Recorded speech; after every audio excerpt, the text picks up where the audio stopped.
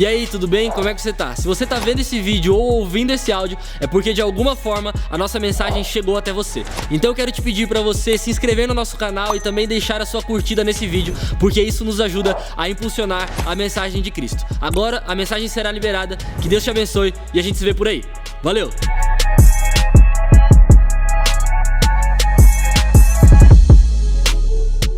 Romanos 1:25 diz assim, ó. Olha que poderoso é esse texto.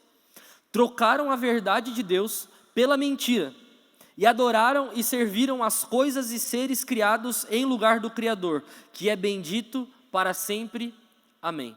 Eu vou ler de novo aqui para você gravar isso na tua cabeça. Trocaram a verdade de Deus pela mentira e adoraram e serviram a coisas e seres criados em lugar do Criador, que é bendito para sempre Deus. Olha como é poderoso esse texto que a gente acabou de ler. E olha como é importante a gente guardar esse texto no nosso coração. Nós precisamos lembrar de uma coisa que foi dito aqui.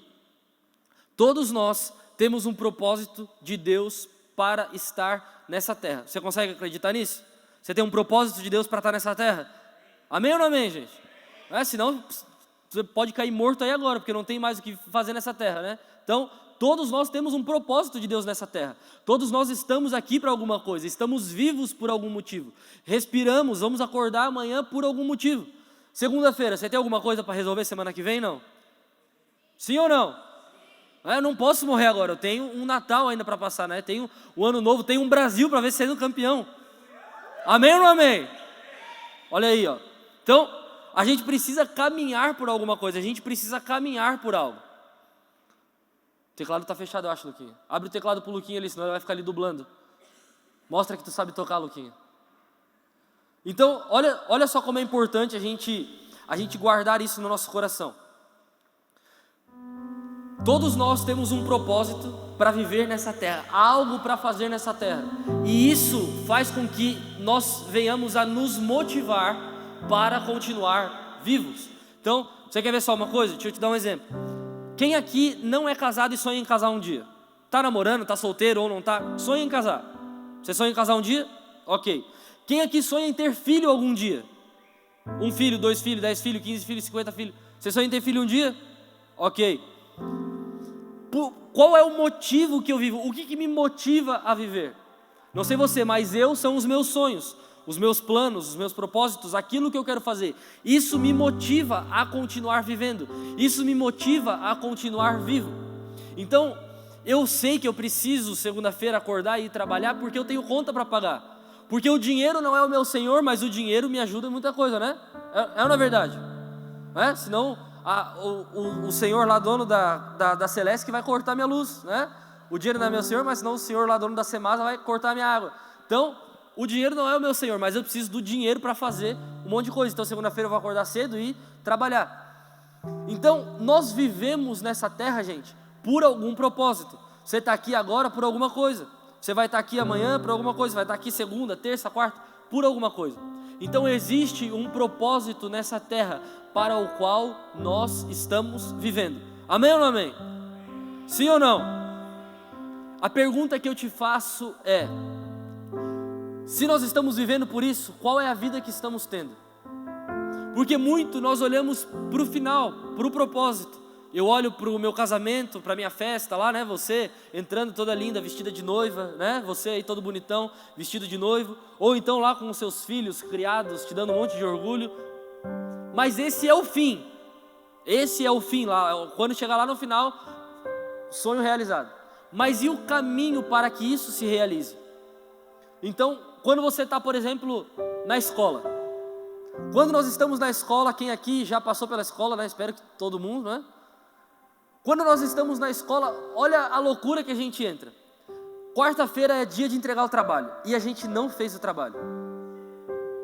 O desespero, a risada de quem não fez o trabalho. O desespero bate ou não bate? Você lembra 7h25 entrando, né? No pé, botando o pé assim para dentro da escola. Você lembra que tinha que levar cartolina? Todo mundo com a cartolina assim, metadezinha para fora da mochila, né? E você olhando assim, cadê minha cartolina? E aí você vai lá e pega aquele papel pardo feio na secretaria, né? Que eles dão lá para qualquer um. O desespero bate ou não bate? Sim ou não? Mas hoje, 2022, hoje, sendo quem você é, eu não ia morrer por aquilo. É ou não é verdade? Eu poderia fazer outro dia, poderia levar outro dia, mas naquele momento, aquilo ali é fator determinante para a nossa vida. Eu esqueci a cartolina, minha mãe vai me matar, né? Eu tinha um medo que ligassem para minha mãe, né? Que ligassem para o meu pai, eu tinha muito medo disso. Então eu fazia tudo muito certo para que não acontecesse essa tragédia. Então, olha só como o medo faz a gente, né, respeitar as regras. Ou então, eu vou um pouco mais fundo, quem foi para a faculdade? Quem fez faculdade? Eu me lembro que quando eu estava na faculdade, ali perto de entregar o TCC, eu tinha a minha banca. E a minha banca era um dos piores professores da faculdade, tinha um só que era gente boa. E quando eu fui apresentar, primeiro eu apresento o TCC ali para a banca, né, mostra o teu tema, o que você vai falar, sobre o que você vai falar. E aí depois, né, começa a montar todo o que você quer falar sobre aquele assunto. E eu lembro que eu apresentei o meu trabalho para a banca, falei, quero falar sobre isso, era um tema muito, muito legal e tal. E apresentei meu trabalho para a banca, todo mundo gostou, falou, não, pode começar a fazer. E aí eu comecei a fazer o trabalho, e TCC, quem já fez sabe, que é gigantesco e tal. E eu cheguei na parte da regrinha lá da ABNT, é a ABNT que fala, né? E a ABNT é uma coisa que veio diretamente do inferno para a terra, né? Porque é impossível acertar. Eu acho que nem quem cobra e dá a nota por aquilo sabe o que está falando, porque é impossível. E eu não sou tão burro assim com o pacote Office, né? Mas é muito difícil, coloca rodapé, coloca aqui, coloca lá, coloca não sei o quê. E aí eu lembro que eu coloquei tudo na ordem da ABNT, vi uns vídeos lá no YouTube, né? Peguei uns formulários lá meio prontos já, né? Umas folhas lá meio prontas já. E fui apresentar para a banca de novo. E aí o professor da banca falou, cara, esse trabalho tá horrível, mano. Não é isso que a gente quer, não é isso. Não foi isso que tu apresentou pra gente e tal, não sei o quê. E aí, poxa, eu, um mero mortal, né? Contra doutores, né? Eu senti um pouco o que Jesus passava. Você consegue entender?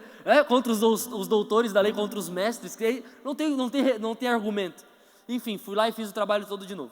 Apresentei o trabalho, passei, ganhei meu certificado, me formei.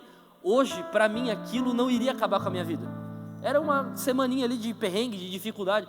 Eu só não iria me formar, mas, entretanto, todavia, da mesma forma que você iria reprovar de ano se não levasse a cartolina, não iria ser o final da minha vida. Você consegue entender isso, não? Teria uma outra semana, teria um outro dia, teria uma outra banca, teria uma outra faculdade.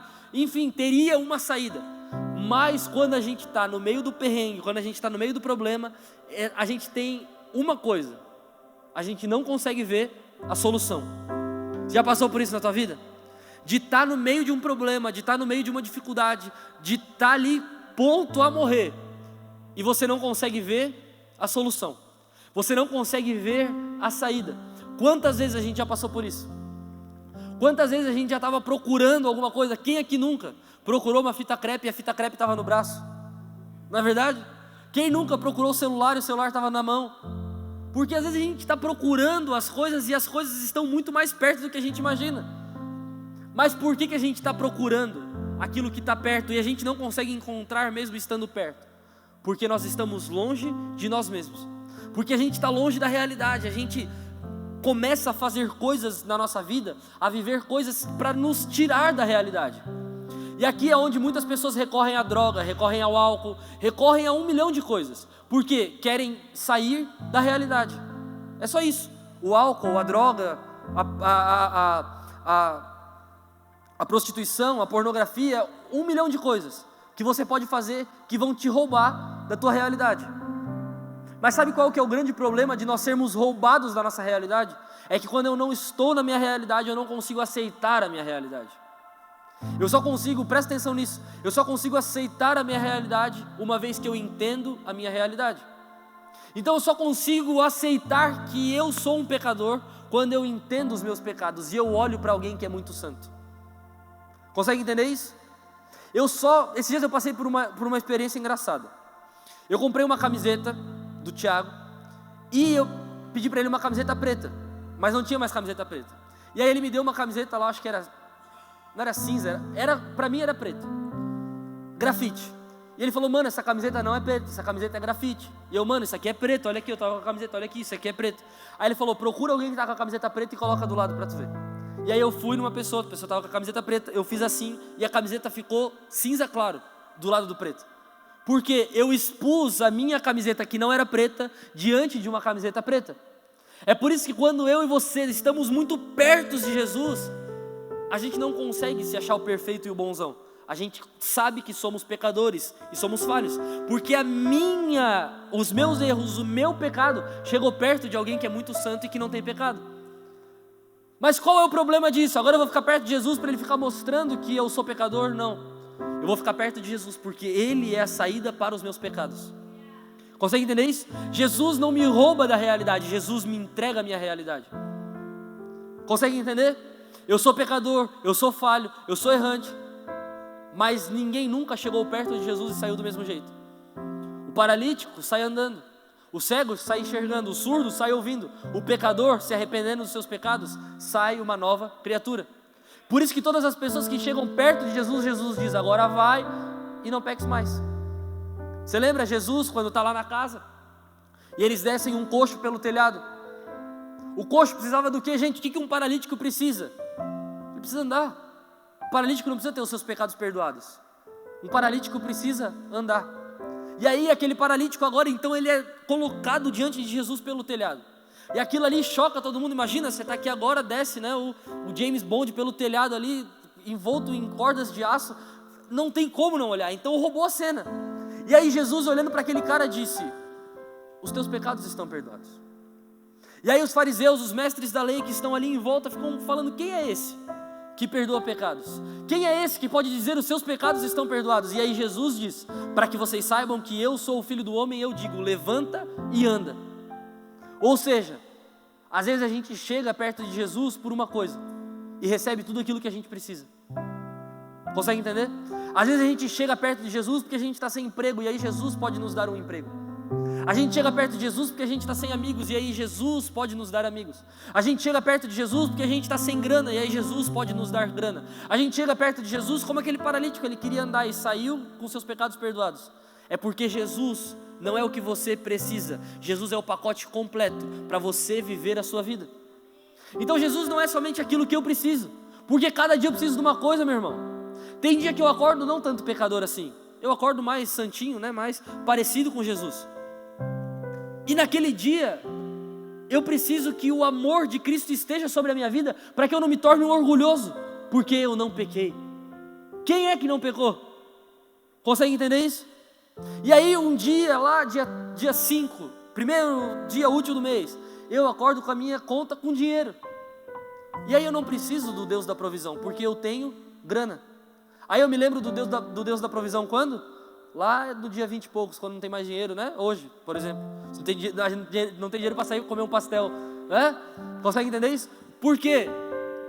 Porque eu me lembro do Deus que eu preciso, e não do Deus total que me amou e que me escolheu. Então quando eu estou me sentindo sozinho, quando eu estou me sentindo sem amigos, aí eu lembro do Deus Emanuel. Consegue entender o que eu estou falando? A gente vai partilhando Deus de acordo com aquilo que eu preciso. E Deus não é de acordo com aquilo que eu preciso, Deus é aquilo que Ele é. É por isso que eu falei aqui aquela hora do tipo de pessoa que se diz cristã, mas faz coisas que cristãos não devem fazer. E não é uma coisa fiz sem querer, porque eu faço todo dia coisas sem querer, que eu sei que não é o meu caráter, eu sei que eu não devo fazer, eu sei que não é para mim, mas eu faço sem querer. E aqui eu fico com aquilo que Paulo disse, o bem que eu quero fazer eu não faço, o mal que eu não quero, quando eu vi eu já fiz. Quem aqui nunca foi assim? Eu não queria mentir, mas me pegaram desprevenido, e aí eu menti sem querer. Consegue entender? Você está entendendo isso que eu estou falando? Mas qual é o grande problema disso na minha e na tua vida? É que quando eu partilho Deus, Ele é aquilo que eu quero. E aí a minha vida cristã é uma vida cristã dentro da igreja e não nas redes sociais. É uma vida cristã quando eu estou com os amigos da igreja. E quando eu não estou com os amigos da igreja, eu falo palavrão, eu bebo que não devo, eu boto na boca que não devo, eu coloco minha boca em lugar que eu não devo. Você consegue entender isso, não? Por quê?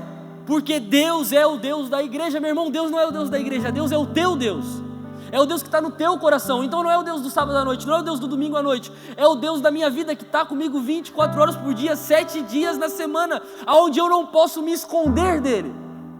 Consegue entender? Então, o que você está conversando no teu WhatsApp? Deus não tem WhatsApp, mas Ele consegue ver o teu WhatsApp. Como é que está o direct do teu Instagram? Deus não tem Instagram, mas Ele consegue ver o direct do teu Instagram.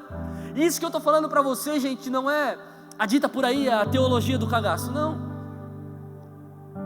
É eu e você entendermos que Deus está em todos os lugares e Deus pode ver todas as coisas. Ele é onipresente, onisciente, onipotente. Ele está onde Ele quer, a hora que Ele quer, e Ele faz o que Ele quer. Esse é Deus. Mas por que eu estou falando tudo isso para você? Para encerrar te dizendo algo muito importante. Olha esse texto, Jeremias 1:5. Antes de formá-lo no ventre eu o escolhi, antes de você nascer eu o separei e designei você profeta às nações. Sabe qual que é o grande problema? É que hoje em dia a gente é bombardeado por muitas informações e por muitas coisas, e os nossos olhos estão vendo tudo. Há uma máxima que diz que o que os olhos não veem, o coração não sente. Isso não é versículo bíblico e nem provérbio indiano. Alguém inventou isso e alguém falou isso. Mas olha só, presta atenção nisso. O que os olhos não veem, o coração não sente. Ou seja, se eu não ver, eu não sinto.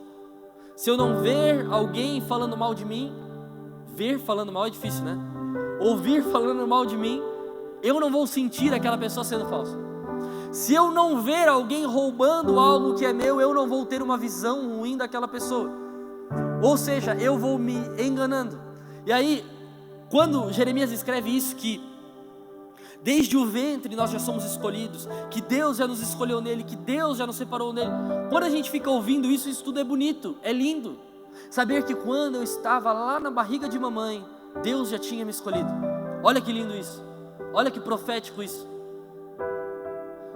Mas será que as minhas escolhas e aquilo que eu fui fazendo ao longo da minha vida não me fizeram chegar até aqui? E aqui a gente vai entrar em várias linhas teológicas, mas eu não quero me ater a isso com você. O que eu quero me ater com você é na palavra de Deus. Deus escolheu eu e você no ventre da nossa mãe. Porém, entretanto, as minhas e as suas escolhas geraram resultados do que a gente vive hoje. Sim ou não? Quem aqui tem conta para pagar? Ninguém vai pagar a tua conta. Falou com uma convicção, né? Eu. Quem aqui tem conta para pagar? Levanta a mão. Você tem conta para pagar? Eu tenho. Quem é que fez essa conta? Deus ou você? Quem fez? Deus? Não, eu, né? Eu fiz. Eu comprei meu celular, eu comprei meu... Deus, né? Deus chegou com esse carro na porta da minha casa, e colocou... Deixa eu falar uma coisa para você aqui. A Bíblia diz que a bênção enriquece e não acrescenta dores. Então quando Deus te abençoar, não vai trazer dor junto. Consegue entender? Então, olha só. Quem é que comprou o carro que você tem? Quem é que foi lá escolher o carro que você tem? Você? Quem é que escolheu a casa que você está morando e tem que pagar o aluguel no final do mês? Você? É ou não é verdade? E aí Deus nos abençoa para que a gente possa pagar o nosso carro, pagar a nossa casa, pagar nossas contas, pagar nossas dívidas. Alguns Deus tem que abençoar muito, né? Outros Deus tem que fazer um milagre todos os meses. Glória a Deus por isso. Sabe aquela música que eu vivo de milagre? É a vida de muita gente aqui, inclusive é minha muitas vezes. Mas olha que loucura isso. E olha como é importante a gente se lembrar disso, que aquilo que a gente faz na nossa vida gera resultados para a nossa vida. Então uma conta que você assumiu há 3 anos atrás e você parcelou em 48 vezes, você ainda não terminou de pagar. É ou não é verdade? Uma conta que você assumiu em janeiro e você parcelou em 12 vezes, você vai pagar a última parcela mês que vem, né? Ninguém pelo jeito fez conta em 12 vezes, né? Porque ninguém falou um amém. Mas você consegue entender que eu mesmo gero coisas e vivo os resultados daquilo que eu gero. Então o que eu preciso ter cuidado, o que você precisa ter cuidado é o que nós estamos gerando na nossa vida. Você consegue entender que segunda-feira, presta atenção nisso aqui, segunda-feira, que dia que é segunda-feira? 28, Brasil e Suíça, às 13 horas da tarde. Suíça? 1h da tarde, né, Pedro? O povo não assiste televisão e o cara... Então, olha só, segunda-feira, dia 28, vai ter jogo do Brasil e da Suíça, às 13 horas da tarde. Ok? Sim ou não, gente? Então tá bom. Na segunda-feira, você vai precisar tomar algumas decisões. Na terça-feira, você vai precisar tomar outras decisões. E as decisões que eu e você tomamos nos nossos dias, meu Deus... E as decisões que eu e você tomamos nos nossos dias resultam na vida que a gente vive. Então, o que eu e você precisamos ter cuidado? As decisões que a gente toma. Segunda-feira você vai ter que tomar decisões. Pensa antes de tomar suas decisões. O ano de 2023 está começando, mas o ano de 2022 ainda não acabou. Muita gente aqui ainda talvez está vivendo resultados de decisões que tomou lá em janeiro. Consegue entender isso? Então as nossas decisões são o resultado da nossa vida é o resultado das nossas decisões. Quando Jeremias escreve que nós somos escolhidos em Deus, que Deus nos escolheu, que Deus nos chamou, é sentido de que Deus tem algo para todos nós. Mas é uma decisão minha e sua, viver o que Deus tem para nós ou não. Consegue entender isso? Eu creio absolutamente na vontade de Deus, e a vontade de Deus é absoluta e a gente não pode nada contra ela. Mas eu também creio absolutamente nas minhas vontades, que se eu não quisesse estar aqui hoje, eu não estaria, porque eu tomei banho, eu coloquei a minha roupa, eu entrei dentro do meu carro e eu cheguei até aqui. Ou algum anjo te pegou no colo e te trouxe aqui? Não, quer ser testemunha aqui agora, que você vai ter que dar esse testemunho aqui. Você não tomou a decisão de estar aqui? Sim ou não? Sim. E você está ouvindo coisas que se talvez não estivesse, não ouviria, porque você está colhendo os resultados da sua decisão. Quando a gente fala sobre deuses falsos, quando a gente fala sobre idolatria, quando a gente fala sobre tudo isso, a gente precisa se lembrar desse texto que a gente leu de Romanos. Trocaram a verdade de Deus pela mentira. Quantos de nós trocamos a verdade absoluta de Deus por mentiras na nossa vida? De que não importa o que você faça, os propósitos de Deus vão se cumprir na sua vida, importa. Não vive uma vida reta para você ver, né? Como diz um amigo meu, vai sentar no colo do capeta. É a verdade, gente. Nós temos a oportunidade de ser salvos por Deus, de aceitar Jesus. Se não quisermos, teremos as consequências. Você tem a oportunidade de, sei lá, fazer uma dieta. Se não fizer, vai engordar, porque é o resultado da sua decisão. E adoraram e serviram coisas e seres criados em lugar do Criador. Então, olha só como na nossa vida, às vezes os papéis se invertem. O Criador cria todas as coisas, e a criação que foi criada pelo Criador começa a criar coisas para adorar, ao invés do Criador. Conseguiu entender? Então eu e você fomos criados para adorar, e não fomos criados para criar coisas para adorar. Então você quer saber quando você está idolatrando alguma coisa? Você precisou criar isso para adorar ou não? Porque o que eu e você precisamos adorar não precisa ser criado, já foi criado. Ou seja, é o Criador de todas as coisas. A partir do momento que nós temos que criar alguma coisa para adorar, a gente está idolatrando alguma coisa. Lembra Êxodo, que a gente pregou no início dessa série? Eles precisaram criar alguma coisa para adorar, e ali nasce a idolatria. Então tudo que eu e você precisamos, gente, para adorar a Deus já foi criado. Nós precisamos viver e cumprir os propósitos de Deus para nós nessa terra. Viver sabendo que as nossas decisões geram resultados positivos ou negativos. A chave para fechar todo esse ciclo, a adoração. Porque quando eu adoro quem está perto, eu adoro de perto. E quando eu estou perto, é sinal de que eu não estou longe. E se eu não estou longe, é sinal de que Deus me amou. Porque eu só quero perto quem eu amo. Ou você gosta de ter gente perto que você odeia? Não, só quero perto quem eu amo. Deus quer estar perto de nós.